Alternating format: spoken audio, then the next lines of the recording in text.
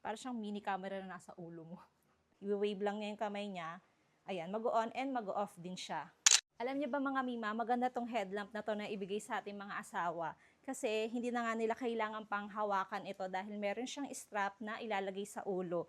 So kapag meron silang gagawin sa sasakyan nila, sa motor, or sa lababo, hindi na nila kailangan pang hawakan tong flashlight na to or headlamp na to. And ganito siya kalakas mga mima. Ayan, natitilt pa to ng pataas and pababa. Napakalakas ng ilaw nito. Ayan.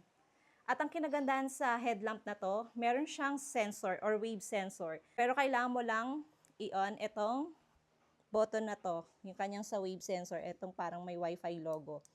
Ayan, kailangan naka-on yan. Ayan. Tignan nyo ha.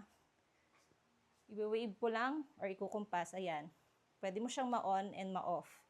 Diba?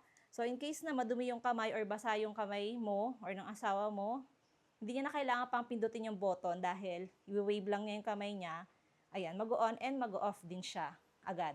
Napaka-useful nitong headlamp na to. Napakalakas pa ng ilaw. Ito yung kanya mga lighting modes. Ito yung strong light, medium light, meron siyang strobe light. Ayan. Tapos, telescopic zoom pa to.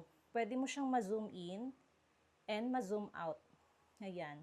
Pa-floodlight para mas malawak na area yung makita mo, and pa-spotlight kung gusto mong nakafocus lang sa isang bagay. Tignan nyo naman, para siyang mini camera. Para siyang camera, diba?